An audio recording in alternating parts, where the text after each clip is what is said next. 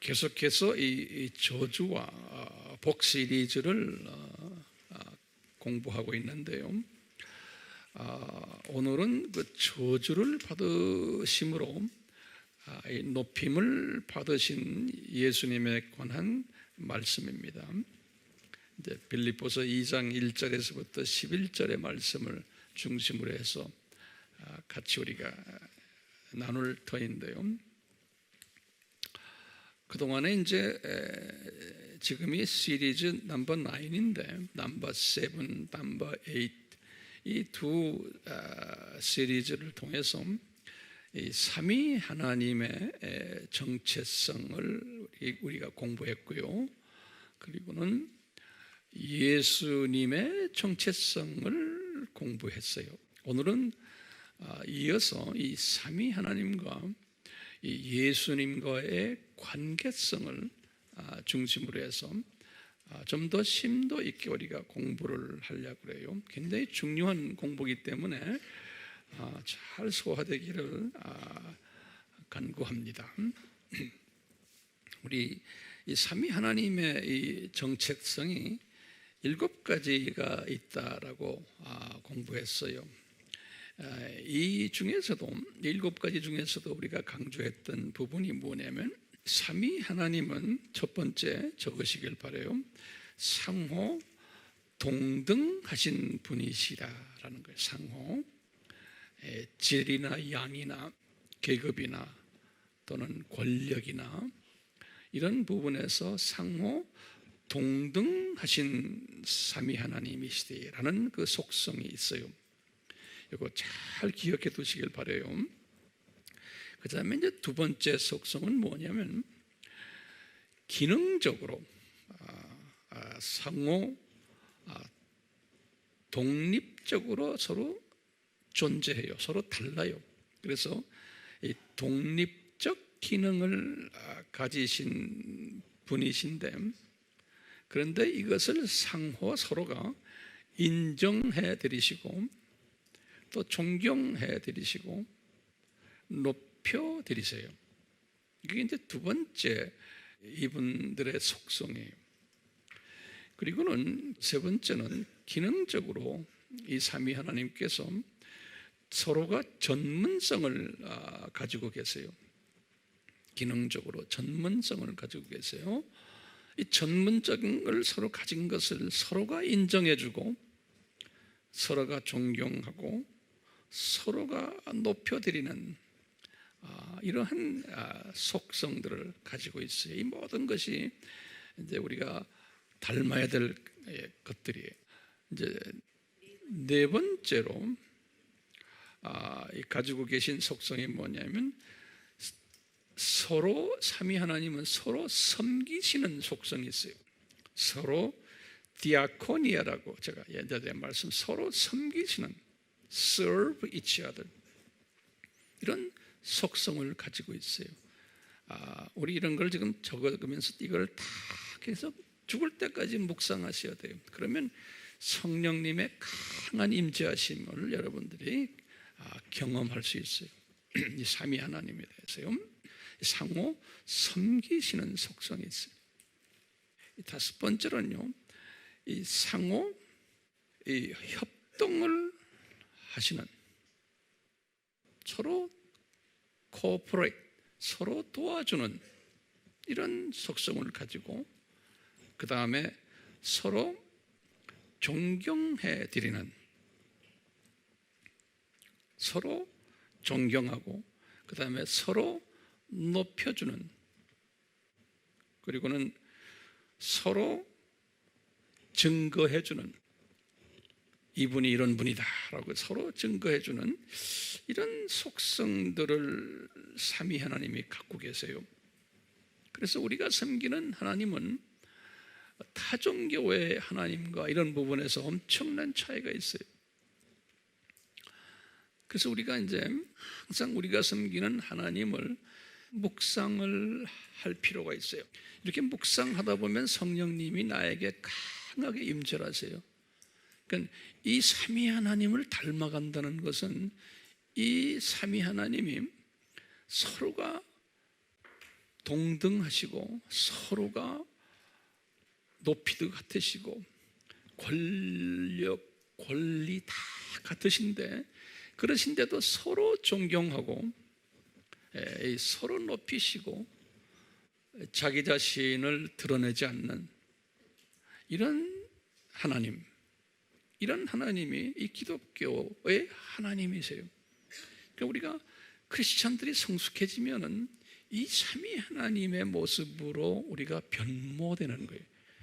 우리가 성숙해진 사람은 이 관계성에서 이 공동체거든요. 이 삼위 하나님의 공동체인데 이 삼위 하나님의 공동체에서 우리가 섬기는 하나님이 이런 모습인 것을 우리가 묵상을 하면서 우리 하나님의 자녀들의 공동체가 이런 모습으로 성화될 때, 성숙될 때 이 공동체는 하나님을 닮은 백성들이 모인 공동체다. 이렇게 하나님이 부르게 돼요. 가정이라는 공동체도 마찬가지예요. 자녀들과 아버지와 관계, 어머니와 관계, 다 이런 그 부부 관계, 이 하나님의 이 속성을 항상 우리가 적용을 했을 때 그 가정에 행복이 있어요. 이것을 이제 크리스천 관계성 성화다 이렇게 한번 제가 표현해 봤어요. 그러니까 서로가 동등하지만 독립적 기능, 전문적 기능 이런 것을 인정해주고 나와 기능적으로 다른 것을 인정을 해주고는 서로 높여주고 섬겨주고 서로 위해주는 이런 아름다운 관계, 이게 우리가 섬기는 우리 삼위 하나님의 모습이에요. 이걸 다른 말로 표현하면 다양 속에서 조화를 잘 이루시는 우리 하나님이세요. 이제 이것이 그대로 우리에게 적용이 돼. 우리도 다양 속에서 조화, 하모니를 잘 이루는 사람이 그게 대단한 사람이 하나님이 사랑하시는 사람이고 이런 사람을 높이세요. 이 다양 속에서 협동을 잘하는 하나님, 이 다양 속에서 서로를 인정해주고 존경해주고 서로 섬기는 이런 모습, 그것을 삼위 하나님의 교제다, 펠로우십, 코이노니아다 이렇게 또 표현들을 해요. 그렇기 때문에요, 우리가 이제 삼위 하나님을 딱 묵상을 할 때 이 모든 삼위 하나님의 이 다양 속에서의 조화, 이것을 항상 묵상할 필요가 있어요. 이런 멋있는 우리 하나님이세요. 그렇죠? 멋있는 하나님이세요.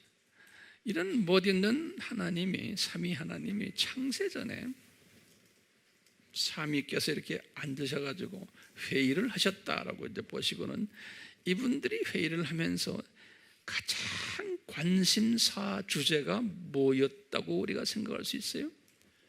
회의를 하시면서 가장 관심사 주제가 제 생각에는요 뭐였냐면 창세전이에요.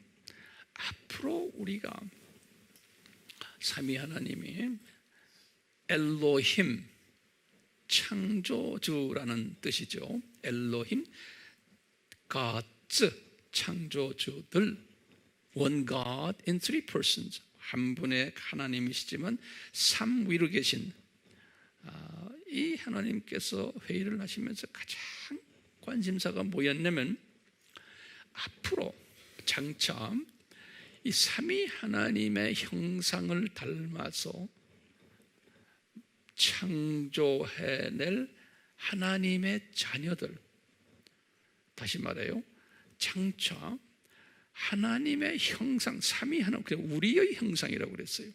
창세기 1장 26절에 삼위 하나님의 형상으로 창조될 하나님의 자녀들, 우리 쉽게 말하면 그냥 아담으로 보시면 돼요. 아담과 그 후손들이 이 하나님의 자녀들에게 창조의 목적을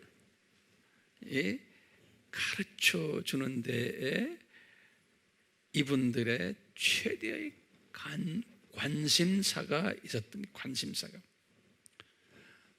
그런데 이 삼위 하나님은 전지하신 하나님이세요.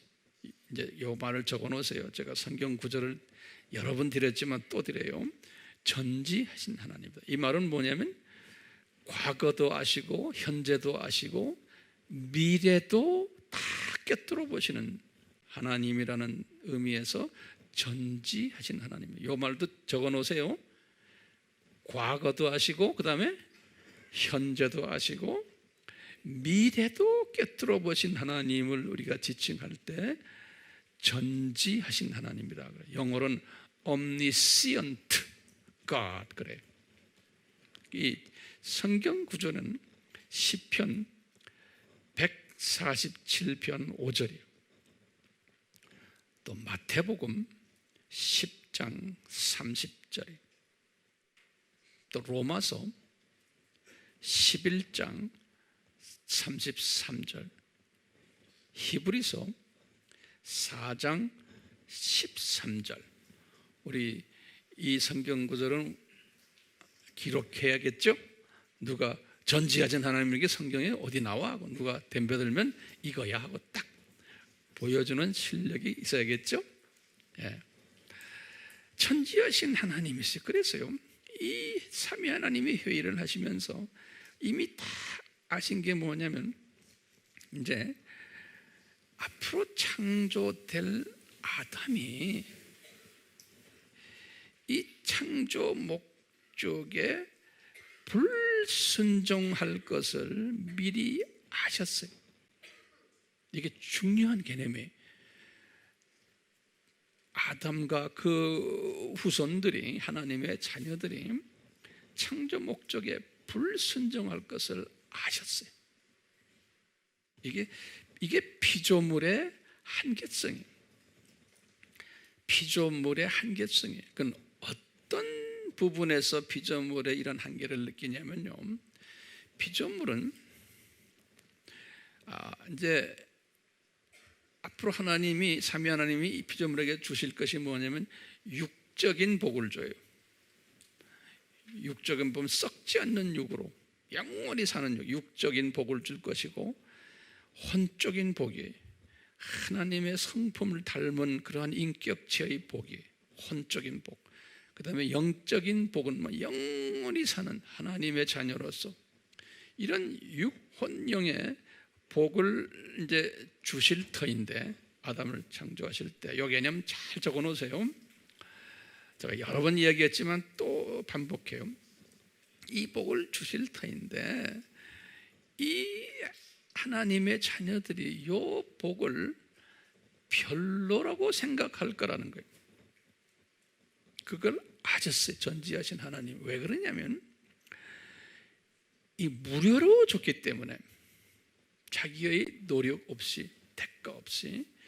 이 피조물의 한계성은 뭐냐면 무료로 받으면은, 자기의 노력 없이 받으면은 어떤 문제가 생기냐면 감사한 마음이 잠깐 있다가 없어져요. 그러니까 주신 분에 대한 감사가 없거나 약해지게 돼 있어요. 주신 분에 대한. 그뿐 아니라 이 주신 분이 무슨 목적을 가지고 이렇게 무료 선물을 줬는지를 모르게 돼요. 그러다 보니까 주신 분의 그 목적에 부합된 삶을 살지 않게끔 되게 돼 있는 거예요. 않게끔 되어 있어요. 이것을 전지하신 하나님이 아세요. 그뿐 아니라 자신이 누구인지, 자신의 정체성까지도 무지하게 되는 이런 결과가 나올 것을 전지하신 하나님이 창세 전에 미리 아셨어요. 이 창조 목적을 이분들이 이렇게 가볍게 여길 것을 미리 아셨어요. 그렇기 때문에 이분들이 삼위 하나님이 창세 전에 뭘 계획하셨냐면요, 우리가 장차 만들 이 피조물들을 향해서 이 창조 목적을 한번 교육시키자. 그 중요성을 교육을 시키자 라는 결정을 창세전에 하신 거예요. 그러면 그 구체적인 교육 방법까지 또 이분들이 이미 결정하셨어요. 창세전에 어떻게 해놨냐? 장차 아담을 창조할 때 이 아담에게 육헌령의 복을 처음에 주자. 그리고는 육헌령의 복을 뺏어버리자. 다시 말하면 뺏어버리면 어떻게 되느냐? 육이 이제 이 세상의 시간 세계로 떨어져서 썩는 육이 되고 죽는 육이 되고, 혼도 사탄의 성품화되고, 영도 이제는 하나님의 자녀권을 상실케 되고 이 사탄의 자녀가 되는, 그래서 이 복이 저주로 변질되는 이러한 일들을 플래닝, 계획을 짜셨어요. 그래서 이 저주받은 아담과 그 후손들이 이 세상에 떨어지는 그 시간 속에, 그래서 우리가 7,000년 이 세상 속에 살도록 디자인하신 거예요.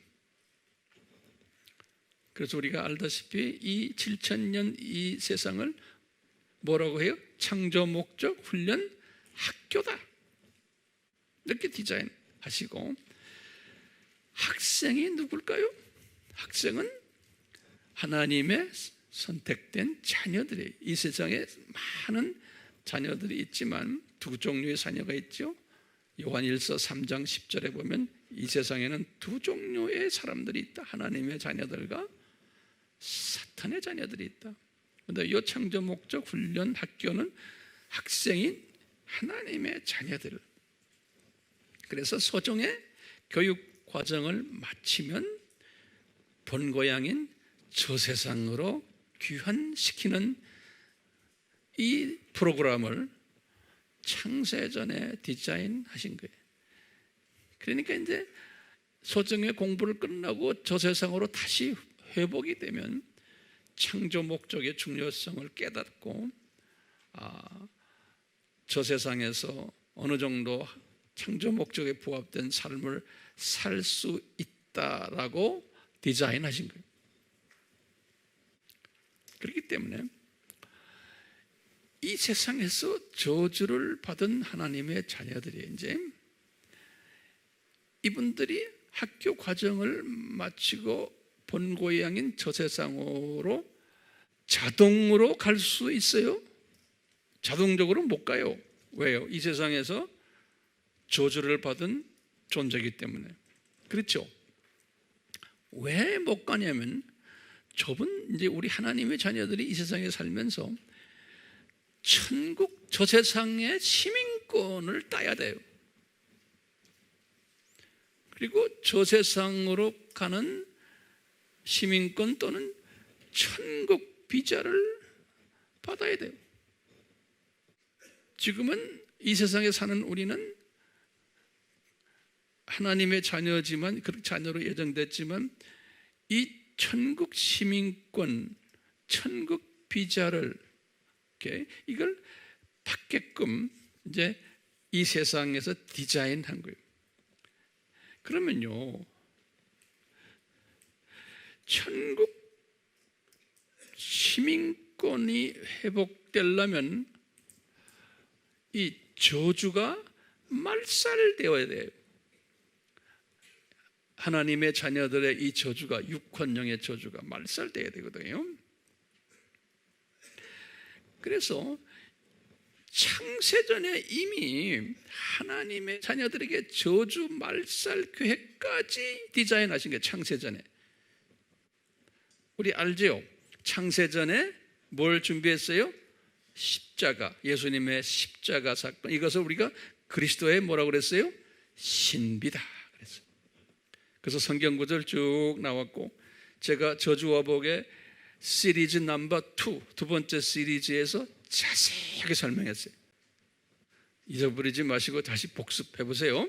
예? 창세전에 다 준비해놨어요. 그러면 이 저주 말살 계획이 도대체 무엇인가요? 이 저주 말살 계획이 시리즈 넘버 2에 이렇게 제가 설명했어요. 장차 성자 하나님이 성육신하여 100% 인간이 돼서 이 시간세계인 이 세상에 내려올 것, 내려오셔서 저주를 대신 짊어지실 것, 그래서 하나님의 백성들에게 천국 시민권을 회복시켜주는 이 디자인, 이것이 창세전에 삼위 하나님 회의에서 다 결정되신 거예요. 그래서 삼위 중에서, 지금부터 잘 들으세요, 이 삼위 하나님 중에서 실제로 사람으로 시간 속에 내려오시는 하나님이 누구세요? 예수 하나님이신 거예요.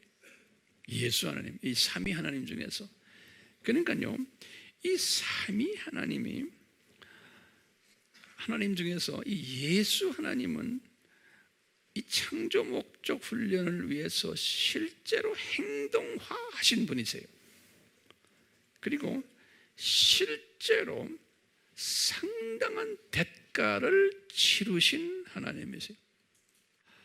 그러니까 이분이야말로 대단히 겸손하셨던 하나님이셨어요. 예수님이 성부 하나님과 성자 하나님과 비교했을 때 이 두 하나님은 인간으로 내려오질 않으셨어요.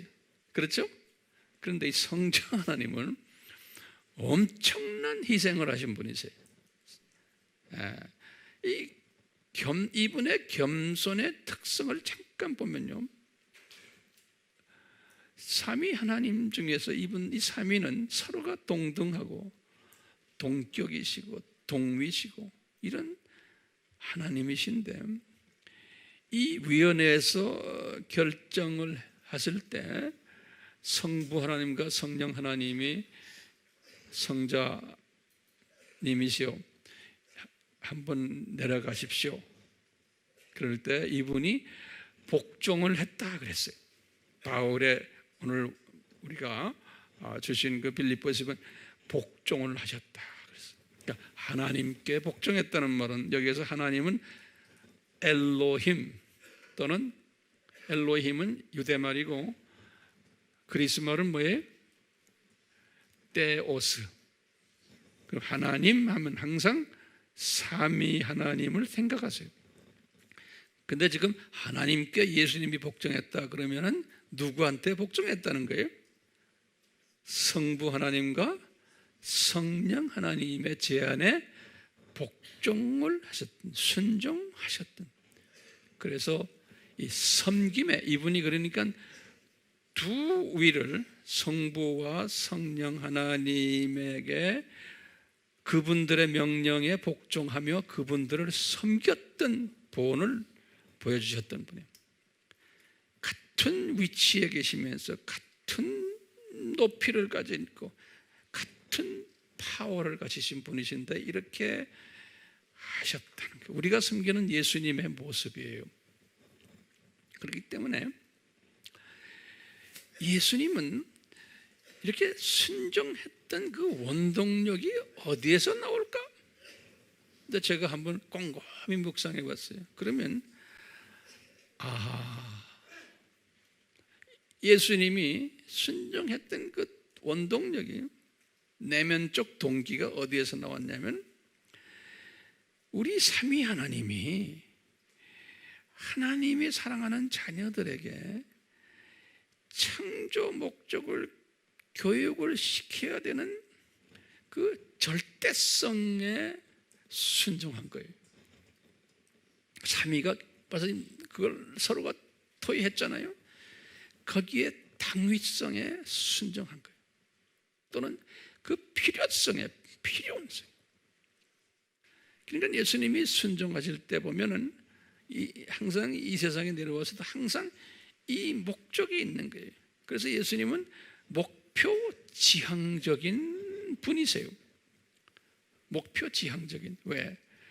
창조 목적을 반드시 하나님의 자녀들에게 가르쳐야 되는데 이 가르치는 이 과정 속에서 직접 가르치는 일을 담당할 분이 본인이라는 걸 아신 거예요. 본인. 행동적으로는 보여줄 본인이라는 거 본인이 아시는 거예요. 예.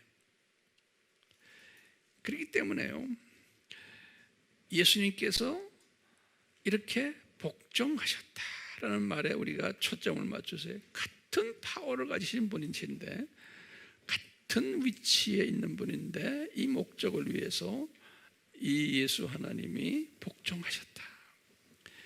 이런 모든 깊은 신학적인 그 깊이를 사도 바울도 개종을 했을 때는 몰랐어요. 사도 바울도 대강 그냥 짐작만 했지 이런 깊이를 몰랐는데, 바울이 개종하시고, 개종을 몇 년 했죠?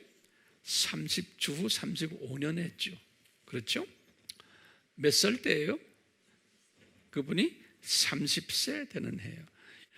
사도 바울이 크리스찬이 되고는 25년 후에 이것을 깨달았어요. 이 삼위 하나님의 이 역동적 관계성을 사도 바울이 언제냐? 주후 60년에 빌립보서를 쓰실 때, 빌립보서를 쓰실 때 아주 구체적으로 깨달았어요. 그 전에도 어느 정도는 깨달았지만 이 부분에 대해서는 구체적으로 깨달으신 것이 빌립보서, 그 유명한 빌립보서 2장 전체에서 이 깨달음을 빌립보 교인들에게, 자기가 가장 사랑했던 교회 교인들이, 이분들에게 성령님이 서신으로 글을 써라, 그래서 바울이 글을 쓰신 거예요. 그러니까 빌립보서 2장 우리 잘 알지만 그 2장에서 이제 빌립보 교인들에게 무슨 이야기를 하냐면, 빌립보 교인들이 서로가 열심히들 예수님을 섬기지만 빌립보 교인들이 이런 부분이 있었어요. 이분들이 좀 교회에서 좀 직분을 가진 분들, 또 좀 똑똑한 분들이 누구에게 성경을 가르치는 일이 있었고, 또 카운슬링 하는 일도 있었고, 또 누구를 격려하고 위로해주는 그러한 모든 일들을 해왔는데, 그걸 이렇게 바울이 딱 보니까 이 안에 뭐가 있냐면, 그 사람들이 그 동기가 불순한 거예요. 어떤 측면에서 그러냐면, 내가 성경을 가르치고 내가 카운슬링 해주고 내가 이 사람 격려해주고 하는 이런 모든 일들을 딱 보니까 그 내면적으로 문제가 있는 게 뭐냐면 다 자기 만족을 위해서 하는 거예요. 그리고 자기 욕심이 있는 거예요. 그래서 한국말로는 허영이란 말은 뭐냐면, 그건 빈 베니티란 말이, 그게 뭐냐면 빈 영광이에요. 그러니까 자기 영광을 위해 지가 인정받으려고 그런 마음으로 선한 일들을 하는 걸 이렇게 본 거예요. 그러니까 자기 자랑하고, 어떤 때는 그러다 보니까 항상 그거 하면서 좋은 일들을 많이 하는데 그 속에 다툼이 있는 거예요.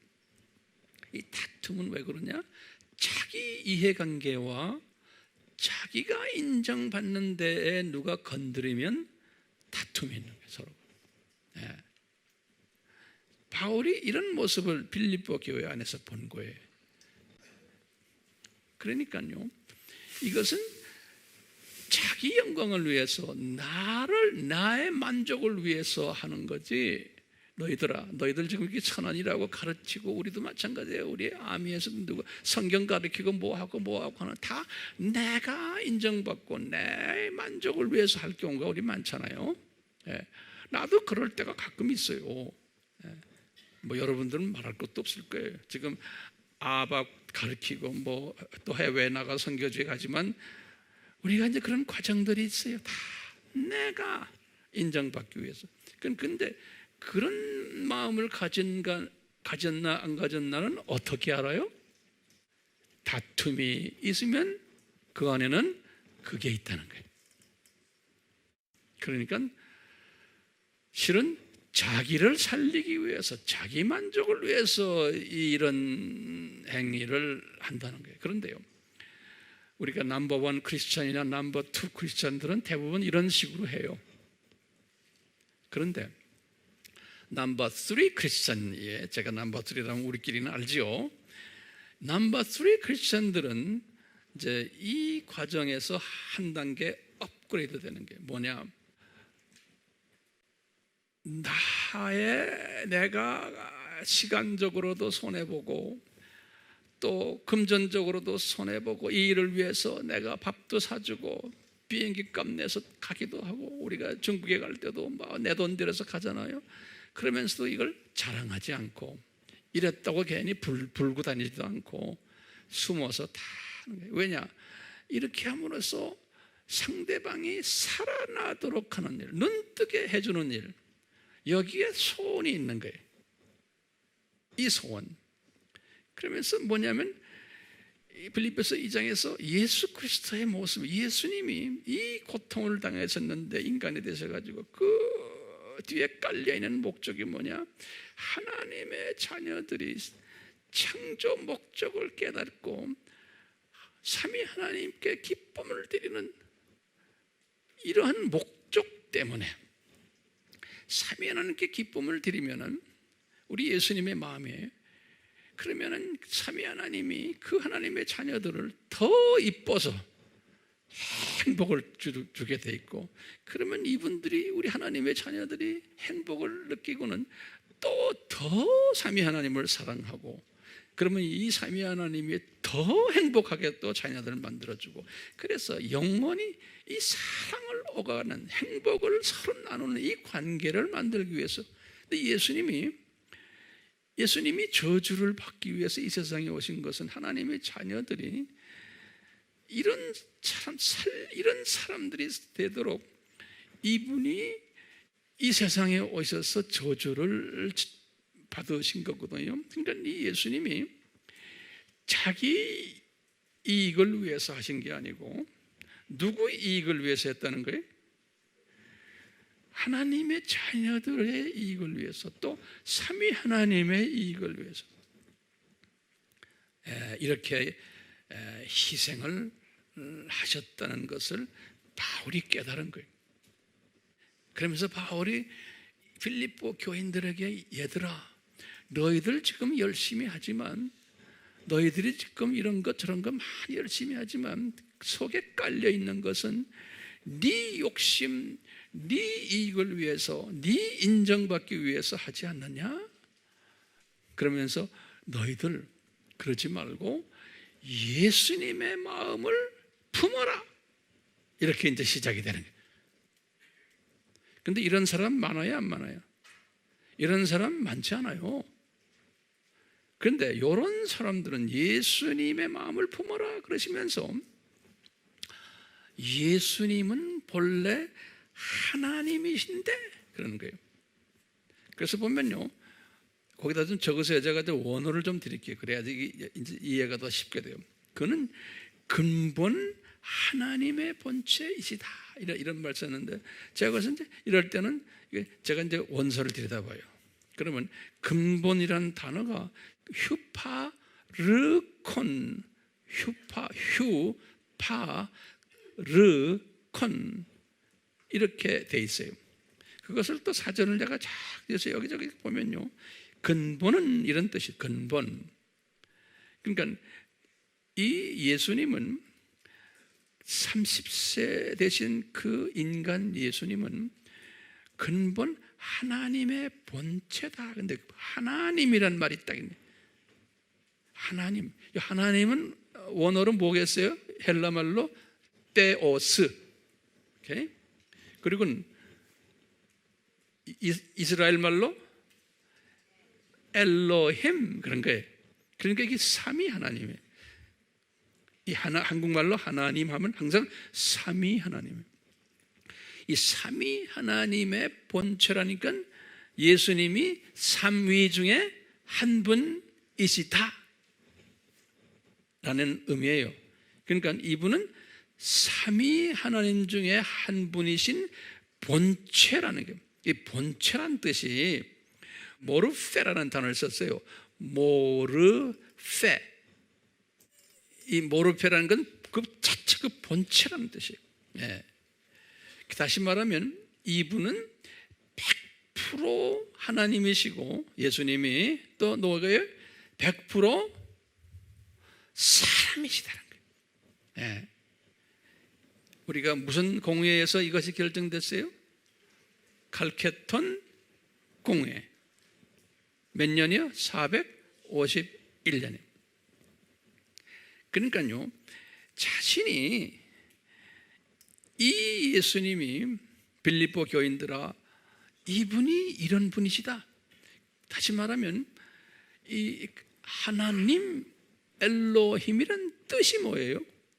창조주란 뜻이죠. 그렇죠? 그러니까 이 30세 되신 이분이 창조주 하나님이시다. 삼위 하나님 중에 한 위로 그 본체이시다. 그러는 거예요. 예. 그런데 이제 6절에는 이게 성경마다 해석을 번역을 참 묘하게 해놨어요. 근데 이 사탄이 여기를 공격한 것 같아요.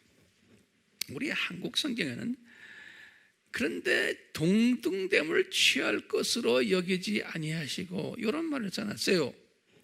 예.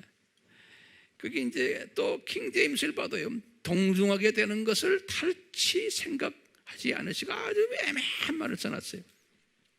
근데 이걸 내가 정돈을 해드릴게요. 요 지금 보시면 여기에요, 예. 동등됨을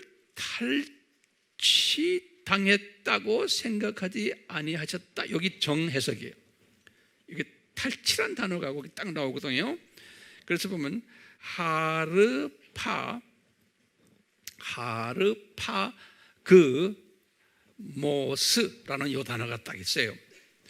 요 단어는 어느 단어와 이렇게 연계되어 있냐면요, 우리가 휴고라는 단어를 쓰죠. 휴고라는 그 말 자체는 없지만 우리가 끌려 올라간다, 잡아채다, 강탈하다 이런 뜻이 휴고라고 한국말로 번역이 되어 있는데, 그 휴고라를 어떻게 되냐면 하르파조 그랬어요. 그래서 이 단어는 유명한 단어예요. 하르파조 하면 휴고라는 단어예요. 그러니까 우리가 끌려서 갈치당해서 올라간다는 게, 이제 예수님이 이제 오실 때 휴거당한다는 말이에요. 이 단어와 같은 어원인 단어예요. 그러니까 잡혀가지고 그냥 칼치당해가지고 약탈당해가지고 없어진다 이런 말인데, 다시 말하면 여기 뭐냐면, 이 말은 뭐냐면 예수님이 이 창조주 하나님이신데 100% 하나님이신데 100% 사람이 되셨어요. 이 말은 지금 바울이 지금 받은 메시지, 이 예수님이 100% 하나님이 되심을 100% 하나님이 이 하나님의 신성을 탈취당했다고 생각하지 아니하셨다 그런 말이에요. 다시 말하면 이분이 나 억울해, 예수님이 나 억울해, 나 성부 하나님과 성령 하나님과 이퀄이었는데 내가 이 일 때문에 아예 그거 뺏겨버렸다, 이퀄된 걸. 그래서 내가 이렇게 사람이 됐다, 이렇게 억울하게 생각하지 않으셨다는 거예요. 제 말 따라오세요? 예수님이 지금 힘없는 인간이 되신 이것, 이분이요 힘없는 인간이 되셨어요. 어떻게 해요? 인간이 되셔도요 참 낮은 계급의 목수의 가정에서, 육신의 아버지도 목수였고 또 누구예요? 자기도 목수였고, 그러면서 30년 동안 숨어서 그냥 삶을, 창조주가 조그마한 마을에서 그렇게 사셨거든요. 사람들이 볼 때, 또는 예수님 자신도 내가 이 신권을 내가 탈취당했구나 라고 생각하지 않으셨다는 거예요. 이런 상황 속에서 바울이 지금 그렇게 표현한 거예요. 빌립보 교인들에게 이분이 이렇게 생각하지 않았다는 거예요. 그러면서 7절에 그랬어요. 오히려 자기를 비어, 그래, 자기를 비우셨다. 우리 이런 말 듣죠? 근데 비우셨다는 헬라 말이 뭐였어요? 케노오. 우리 알죠? 알아도 또 적어서 제가 항상 이 말을, 근데 그 케노오 앞에 써 있는 원어가 하나 있어요. 그 원어가 헤아우트라는 영어예요. 헤아우트 케노오 이렇게 써 있어요. 그래서 헤아우트란 말은 뭐냐면요, 이게 재귀 대명사예요. 다시 말하면 he himself라는, 한국말로는 뭐라고 그래요? 그 자신이, 그러니까 그 자신이 스스로 신성을 비우셨다는 거예요. 누가 비워라 그래서 비운 것이 아니고, 그래서 이 스스로 자신의 신성을 비우셔가지고 종의 형체를 가졌다. 똑같이 이 종, 둘로스라는 종의 모르푸헤, 정확하게 모르페보다는 모르푸헤로 발음하면 좋겠어요. 모르푸헤, 이게 본 형체라는 뜻인데요, 이게 본체라는 뜻이에요. 이분이 인간이 되셔가지고 스스로 신성을 다 버리시고는 100% 인간이 되셨는데, 인간 수준이 아니고 인간에서도 더 낮은 종의, 그 당시에 사회에서는 종은 제일 낮은 계급 아니에요. 종의 본체가 돼가지고 완전히 사람이 됐는데 종의 본체가 돼가지고 33년 사셨다는 거예요. 그러니까 일반 사람보다 더 하층 계급인 종의 본체가 돼서 모르푸헤가 되셔서 자기를 낮추시고, 거기다 이제 나중에는 죽기까지 복종하셨다는 거예요. 이 복종은 누구한테 복종했어요? 성부 하나님과 성령 하나님께. 그러니까 죽기까지. 이 죽는다는 게 뭐예요? 저주를 받으시기까지. 우리 신명기 21장 23절 우리 배웠죠? 십자가에서 죽는 것은 저주를 받음이라 그랬어요. 이런 그 말씀을 바울이 깨달은 거예요. 예수님의 그 정체성을. 그랬으면서 이제 말씀하시는 거예요. 교인들아, 우리 예수님의 마음을 너희들이 가져라. 그러니까 이분은 하나님의 자녀들을 살려주기 위해서 이렇게 스스로를 비우셨단다. 똑같이 우리도 중국 선교나 NK 선교나 또 아바에서 가르치는 일이나 뭐 할 때 예수님의 마음을 가지는 것은 저 황 목사도 마찬가지예요. 여러분들에게 내가 더 유명해지기 위해서, 내가 인정받기 위해서, 내 만족을 위해서 이런 마음을 가지면은 이것은 넘버 원, 넘버 투 크리스찬들의 마음이에요. 이런 마음 가진 사람이 훨씬 더 많아요. 그런데 이런 사람들은 나중에 우리가 보겠지만 저 나라에 올라가면 상급이 없어요. 높은 계급에 올라앉지를 못해요. 왜? 내 영광을 위해서, 내 욕심을 위해서 창조 목적에 위배되는 행위를 했기 때문에 그런 거예요. 그러니까 우리 목사들, 신부들, 교계에서의 성직자라는 사람들, 여러분들 볼 줄 알아야 돼요. 아, 저 사람 지 영광을 위해서 사는구나. 볼 수 있어요, 없어요? 그걸 보는 시각을 가져야 돼요. 그리고 여러분들도 저를 딱 보면서 우리 담임 목사님, 황 목사님이 자기 영광을 위해서 하는가 아닌가를 점검을 하셔야 돼요. 저는 주님, 내가 내 영광을 위해서 하지 않도록 저를 붙잡아 주세요. 저를 붙잡아 주세요. 나는 이 기도를 계속하면서 여러분들을 섬겨야 돼요. 왜요? 이게 지혜 있는 자예요. 왜냐? 예수님의 마음을 가지려면, 왜냐하면 예수님이 이렇게 하셨기 때문에 바울이 깨달은 거예요.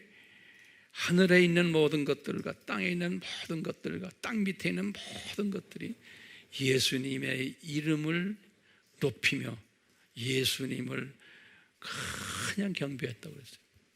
그렇기 때문에 예수님이 나중에 이제 그러고는 저 나라 올라가셨잖아요. 십자가 끝나시고 부활하시 저 나라 올라가셨잖아요. 그때 피조물들이 예수님을 막 높이는 거예요. 그러니까 우리가 저 나라에 올라가서 높임을 받으려면 이 예수님의 스타일, 삶의 스타일을 고스란히 닮아야 되는 거예요. 그것을 우선 여기 서 있는 황 목사부터 닮아야 되는 거예요. 내가 이 원칙을 알기 때문에 이렇게 닮아가려고 노력하는 게 아니에요. 노력을 해서 되는 게 아니에요. 이거는 뭐가 있어야 돼요? 이게 은혜가 임해야 돼요. 이게 노력해서 안 돼요. 노력하면 더 거만해져요. 스스로 이런 사람이 되도록 성령님이 이끄시고 스스로 이런 사람이 자연적으로 돼요. 예수님도 노력하신 게 아니에요. 성령님이 또 오셨어요. 이분은. 그러니까 빌립보서 2장에 보시면은 이 예수님의 모습을 닮았던 분들의 이름들이 나와요. 2장에. 우리 빌립보서 공부했죠? 그러면서 이제 바울이 그러는 게 내가 이 예수님의 마음을 내가 원치도 않았는데 이렇게 닮아간다라고 자기 자신을 이야기를 해요. 우선 제일 먼저. 그 다음에 뭐냐면 너희들 디모데를 봐라. 디모데도 다 자기 유익을 위해서 하지 않는다. 자기 영광을 위해서 하지 않는다. 너희들을 위해서 한다. 너희들을 살아나기 위해서. 그러면서 너희들 교회의 담임 목사였던 에바 브로디더를 봐라. 그분도 누가 가르쳐준 것도 아니야. 너희들을 위해서 또 나를 위해서 이렇게 목숨까지 바치면서 너희들이 각출한 헌금을 들고 내가 감옥에 있는 로마까지 오다가 쓰러졌단다. 우리 공부했죠? 그러니까 에바 브로디더도 디모데도 또 누구예요? 바울 자신도 다가 자기네가 노력을 해서 이런 사람이 된 게 아니고 이게 은혜가 임하니까 그 은혜가 원동력이 돼가지고 이런 사람이 되도록 이끌어 주신 거예요. 그러니까 이런 사람이 자기가 됐을 때도 이건 내 실력이 아니다라고 고백하는 거예요. 그렇기 때문에요, 예수님이 이렇게 십자가에 달리신 이 일을 가만히 보면요, 이것은 우연한 것이 아니죠. 그렇죠?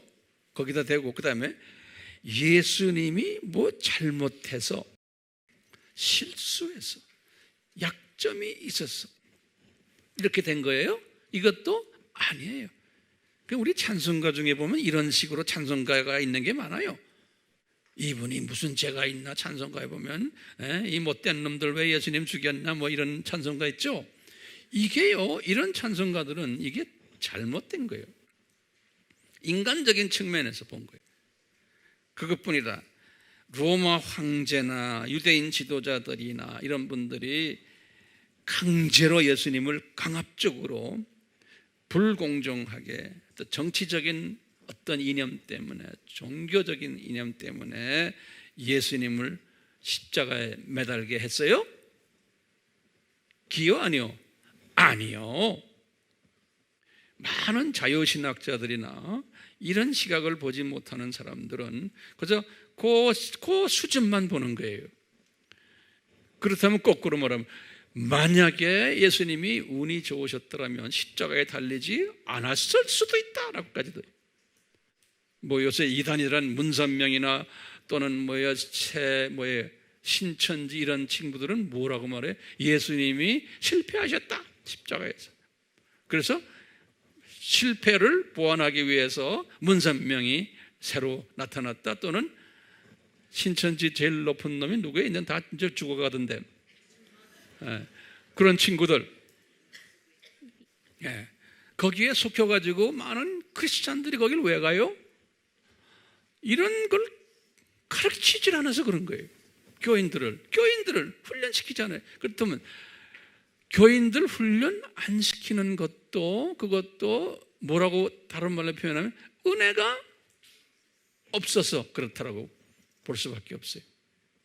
그러면요, 왜 예수님이 저주를 받으셔야만 하는가? 이렇게 한번 딱 다시 거꾸로 질문을 해보면요, 우리는 뭐라고 대답해야 돼요? 저는 이렇게 생각하는 거예요.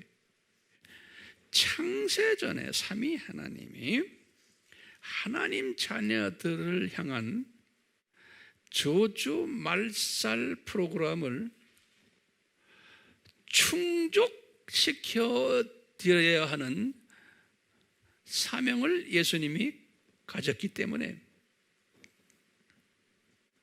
그래서 우리가 성경 구절들 쭉 봤죠. 고린도전서 2장 7절, 로마서 16장 25절에서 26절, 디모데후서 1장 9절, 베드로전서 1장 19절 20절, 이게 다 뭐예요?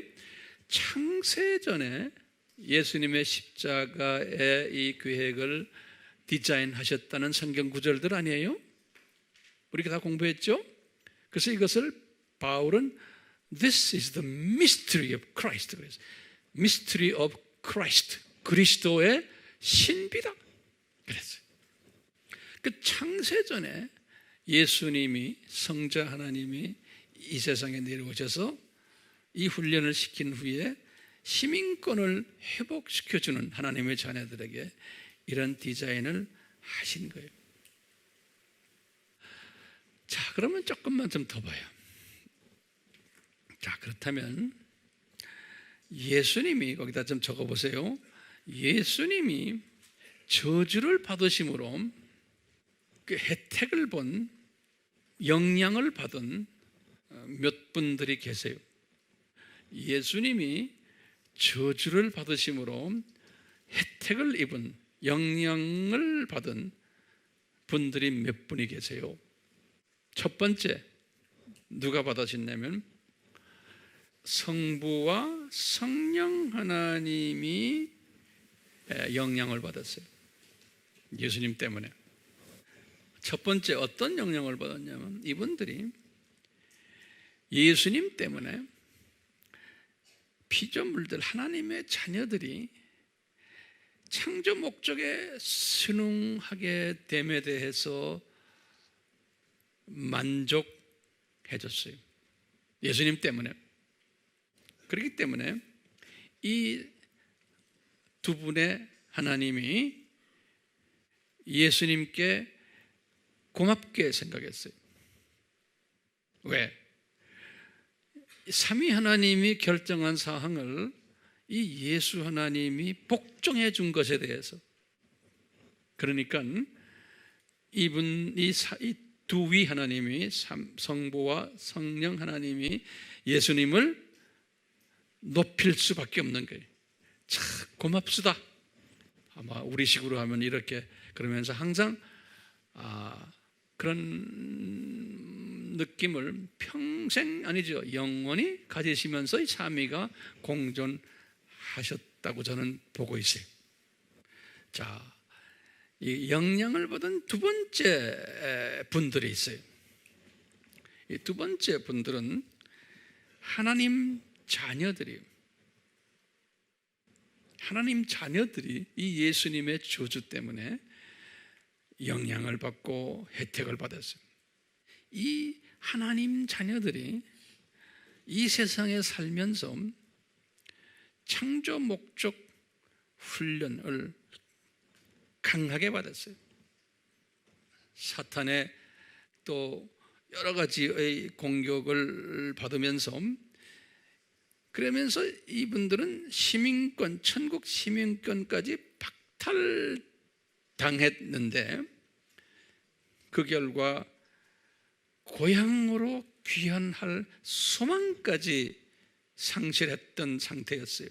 하나님의 자녀들이 이 세상에 살면서, 다시 말하면 육혼령이 죽은 자로 있었는데, 다른 말로 표현하면 저주 아래에 있었던 거예요, 하나님의 자녀들이.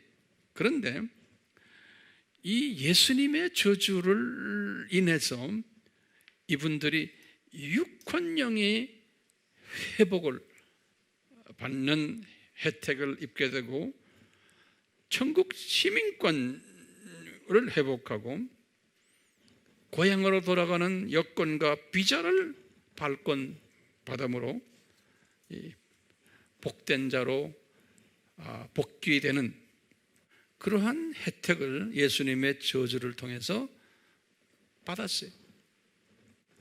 그러면 세 번째 분은 누군가? 세 번째 혜택을 받은 분이 누군가? 누구겠어요? 에? 예수님 자신인 거예요. 예수님 자신이 혜택을 또 많이 받았어요. 수고한 대로. 우리 빌립보서 2장 9절에부터 쭉 그 이야기가 나와요. 이분이 이런 저주를 받았기 때문에 이 성부 하나님과 성령 하나님이 예수님을 지극히 높이셨다 그랬어요. 예수님을 그분들도 만족해 하셨으니까. 그리고는 예수님의 이름을 지극히 높였다고 그랬어요. 그러니까 그 이름 속에는 능력이 있는 거예요.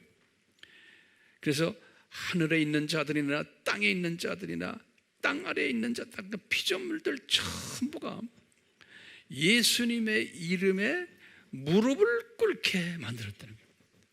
그러니까 이 모든 하나님의 자녀들과 이 피조물들이 성부 하나님의 이름이 아니에요.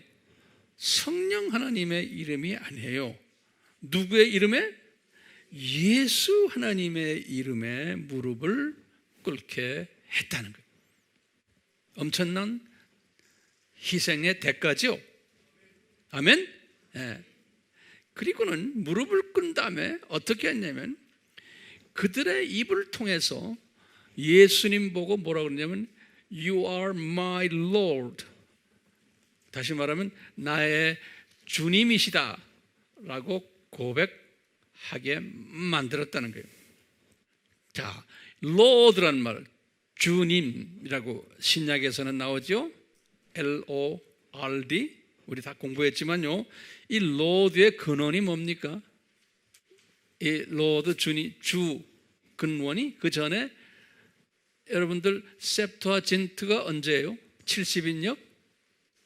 주전 약 한 200년을 보시면 돼요. 주전 200년 때 그거보다는 처음에 다시 우리가 이 로드가 처음 구약에서 시작할 때 예수님의 이름이 뭐였어요? 야훼. 그렇죠? 야훼. 창세기 2장 4절에 처음 나와요. 야훼 엘로힘, 그런 거예요. 그래서 우리 예수님의 이름을 쭉 공부했잖아요. 우리 아바에서. 구약에서는 야훼 엘로힘, 야훼라는 뜻이 뭐였죠?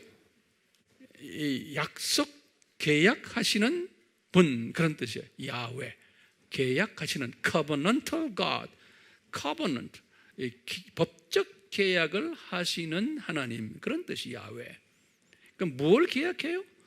인간으로 내려와서 피 흘리셔서 저주받으실 것을 약속하신 그러한 하나님이란 뜻이 야훼.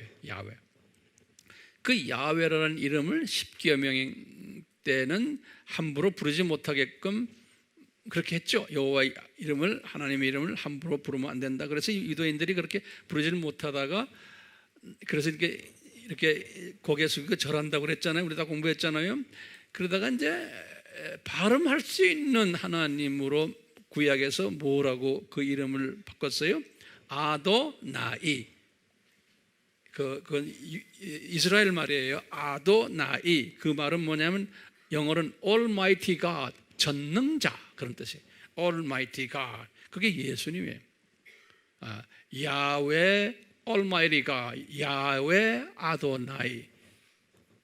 그러다가 이제 주전 약 한 200년 때 구약 성경을 헬라 성경으로 만드는 일을 한 것이 70인역이죠. 그럴 때 구약에서 나오는 아도나이, 야훼를 헬라 말로 뭐라고 불렀어요? 꾸리오스라고. 꾸리오스. K-U-R-I-O-S. 꾸리오스. 그게 헬라 말이에요. 그 꾸리오스가 뭐냐면 주님이란 뜻이에요. 주님. 그것을 Lord 그런 거예요. L-O-R-D. 주 그런 거예요. 또는 Master. 이 노예 제도에서의 노예의 주인을 이야기하는 거예요. 근데 항상 거기 보면 앞에 정관사 더가 붙고 로드의 캐피탈 레터 L이 L. 그러니까 뭐냐, 이 모든 피조물들이 예수님을 뭐라고 부른다는 거예요? 예? 야훼 할 때는 그 뜻은 뭐냐면 구원자라는 뜻이나 마찬가지예요. 구원을 시켜주기 위해서 피를 흘리신 자예요. 야훼라는 그 뜻이 구원자를, 피 흘리는 것을 계약하신 자, 그런 뜻이에요. 야훼. 그러니까 우리 피조물들이 이분을 통해서 하나님의 자녀들, 이분이 나 때문에 나를 창조 목적 훈련시키려고 이렇게 피를 흘리셨구나. 그래서 우리의 주인이시구나. 나의 삶의 주인이시구나.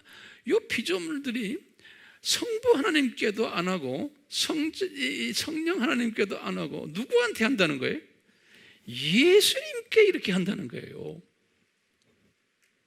그러니까 우리가 이제 저 세상 올라가면 예수님께 우리가 이렇게 하면서 예수님과 좋은 관계를 맺는 우리 피조물들이, 그러니까 예수님이 해피해지시는 거예요. 예수님이 해피하시면 성부 하나님도 해피하시고, 왜? 이분들 사이는 질투가 없으신 분이세요. 그렇죠. 서로 존경한. 그러니까 우리는 고작해야 예수 하나님과 상대하면서 이분을 해피하게 해주면 자동적으로 성부 하나님도 해피하시고 성령 하나님도 해피하신 거예요. 그래서 항상 우리는 예수님의 초점을 맞추는 거예요. 예수님의 초점을 맞춘다 그래서 성부 하나님을 무시하고 성령 하나님을 무시 아니죠. 예수님의 초점을 맡으시면서 우리 마음속에는 깊이 성부 하나님과 성령 하나님을 동시에 같이 보면서 예수 하나님을 우리가 사랑하고 그러는 거예요. 그렇기 때문에 이 예수님의 이 저주 사건 때문에 이 성부 하나님과 성령 하나님이 예수님께 엄청난 혜택을 많이 주셨어요. 거기다 좀 적어보세요. 지금 주라고 부르는, 다시 말하면 구원주라는 소리예요. 구원주라는 그러한 타이틀을 예수님께 드리시고, 그뿐입니까? 하늘과 땅의 통치자권을 주셨어요.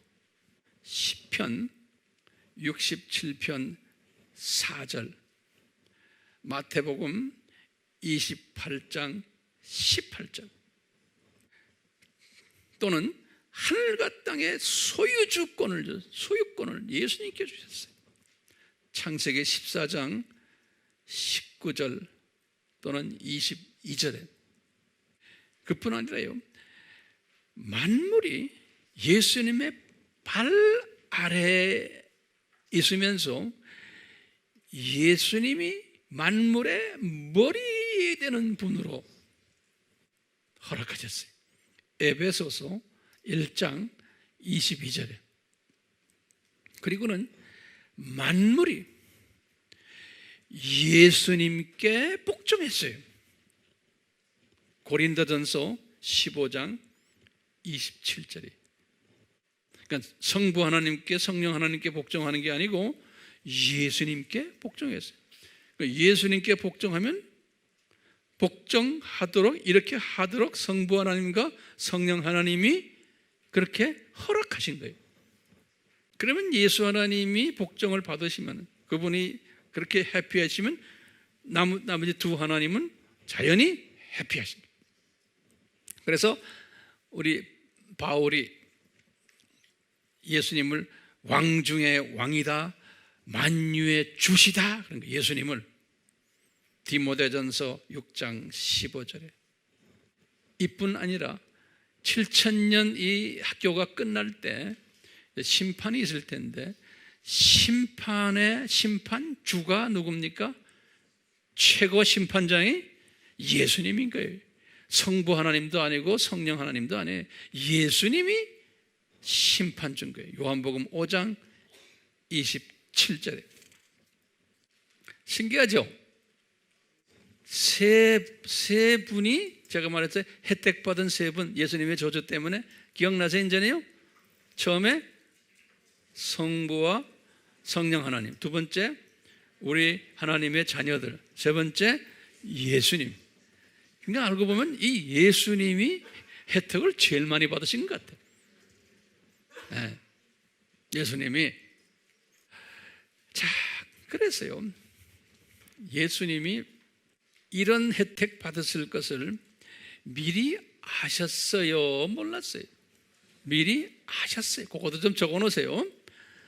지금부터 이제 내가 이제 결론적인 말씀이지만 이 결론의 말씀을 드리려고 내가 여기까지 이렇게 왔어요. 자, 보세요. 예수님이 이 저주를 받으실 때 인간으로 오셔가지고 그 만유의 주가 되시는 이분이 인간으로 오셔가지고요, 이 저주를 받으실 때 그 과정을 보면요, 우리도 견디지 못하는 과정을 이분이 겪으셨잖아요. 수치를 당하시고 모욕을 당하시고 아픔을 당하시면서 이분이 이것을 극복할 수 있었던 원동력이 어디에서 나올까? 한번 우리가 질문을 던져볼 필요가 있어요. 이런 엄청난 하나님이, 창세전에 다 이걸 디자인하신 하나님이 실제로 이제 인간이 되셔가지고 이제 이걸 당하실 때 이분이 이것을 처음에는 잘 이기질 못해가지고 우리가 겟세마네 동산에서 기도하는 모습 우리가 봤잖아요. 이분이 그 갈등하는 모습이요. 그러면서도 이분이 이것을 견뎠던 것을 보면은 히브리서 12장 2절에 이렇게 히브리 기자가 표현했어요. 히브리서 12장 2절에 굉장히 중요한 장이고 이것이 우리에게 굉장한 메시지를 던져줘요. 뭐라 그러냐면 이 예수님이 믿음의 창시자요 완성자이신 예수를 바라보자, 이렇게 이제 우리 나오는 거예요. 12장 2절에 그는 자기 앞에 놓인 즐거움을 위하여 십자가를 견디시고 수치를 개의치 아니하시더니 하나님의 보좌 오른편에 앉으시니라. 이 말씀 소화가 됩니까? 예수님이 믿음의 창시자라는 거예요. 그 믿음을 완성했다. 이 말을 잘 들으세요. 무슨 믿음이요? 예수님이 무슨 믿음을 지은 거? 이게 히브리서 12장이에요. 히브리서 11장은 믿음장이죠. 히브리서 11장에서 뭐라고 그랬어요? 이 세상은 7,000년, 이 세상은 내가 잠깐 지나가는 나그네 세상이다. 이것을 항상 깨닫는 사람이 믿음이 있는 사람이에요. 이거는 창조 목적 훈련 학교다. 이 세상은 내 고향이 아니다. 그 다음에 두 번째는 믿음이 뭐예요? 내 고향은 저 윗동네다, 저 세상이다. 이것을 가지고 있는 믿음을 가진 사람. 그 다음에 세 번째는 뭐냐면 11장 6절에 그랬어요. 히브리서 저기 올라가면은 계층 사회다. 여기서 어떻게 사는 것만큼 상급이 주어진다 라는 믿음이, 예수님이 100% 인간이 되셔가지고 이 믿음을 가지고 계셨다는 거예요. 인간으로서. 그래서 내가 지금 예수님이 내가 이 세상에 사는 것은 잠깐 내가 이 목적을 위해서 온 나그네다. 목적이 분명한 거예요. 나는 때가 되면 저 위로 올라간다. 고향으로 간다. 그 다음에 뭐예요? 거기 올라가서 이분도 상급을 엄청나게 받는 거예요. 우리 상급 받는 거 봤죠? 예? 예수님이 지금요?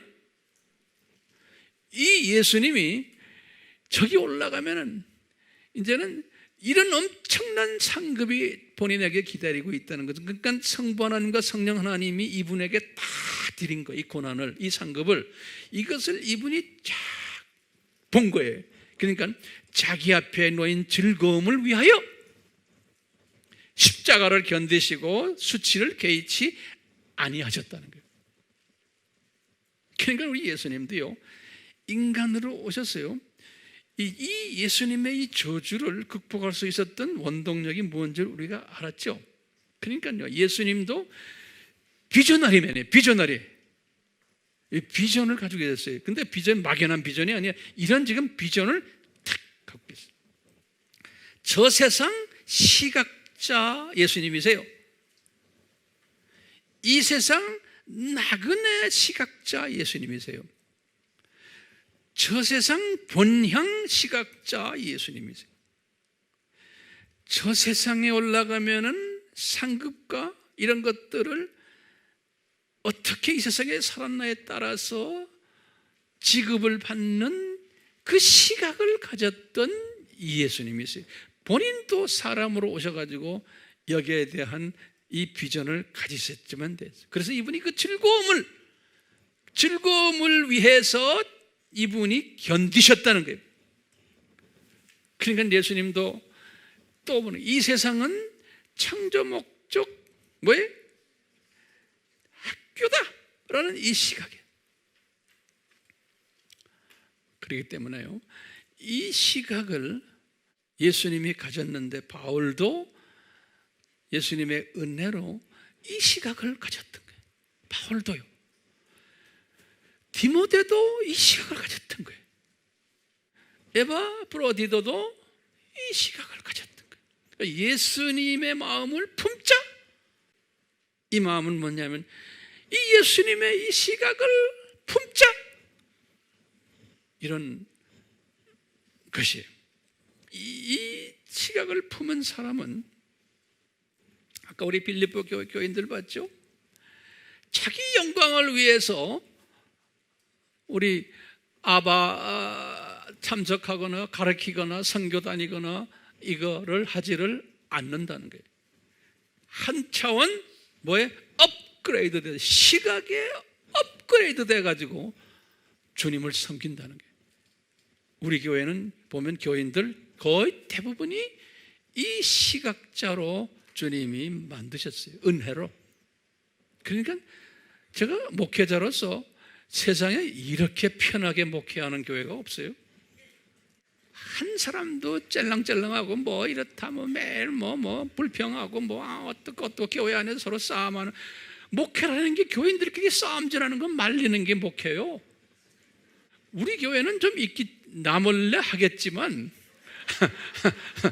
그렇게 심하게 하지를 않아요. 안 하죠? 네. 그러니까 우리 안에서는요, 서로 다툼이 있으면 안 돼요. 질투심이 있으면 안 돼요.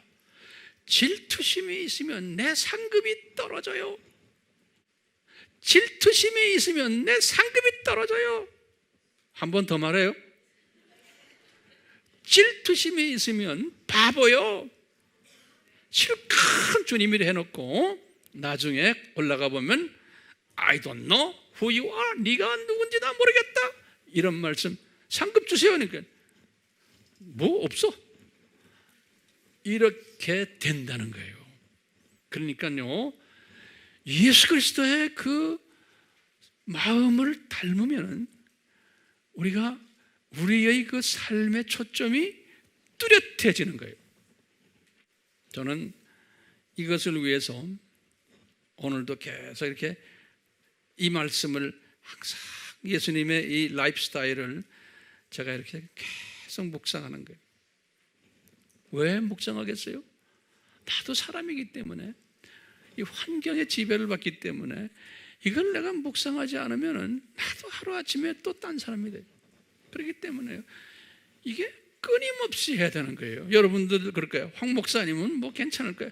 웃기지 마세요. 나도 이거 묵상하지 않으면요, 예수님의 이 모습을 묵상하지 않으면 하루아침에 나도 딴 사람이 돼요. 자꾸 딴 사람이 돼요. 그러니까요, 내 주변의 사람들 중에서 질투심이 있고 이런 예수님의 모습이 안 보일 때는 제가 그래요. 묵상 안 해서 그렇구나. 주님, 묵상하도록 인도해 주세요. 묵상 안 해서 그렇구나. 오늘 우리 예수 그리스도의 저주 받으심과 그 다음에 뭐예요? 이분이 높임을 받으심. 이 모델 되시는, 믿음의 모델 되시는 이 예수님, 우리가 이 예수님의 이 모델 속에 우리가 들어갔으면 얼마나 좋겠어요? 아멘. 얼마나 좋겠어요가 아니고 영원히 자랑거리가 되는 거예요. 영원히 자랑거리가 되는 거예요. 요 모델을 우리가 항상 끼고 있으면, 그리고 우리 주변에 그렇지 않을 때 있는 사람들도 있죠. 그럴 때마다 주님, 우리 공동체 안에는 모두가 다 이 모델 속에 들어가도록. 그래서 이제 우리가 이제 찬송을 부를 때도 제가 이런 찬송들을, 그래서 주님이, 성령님이 주세요.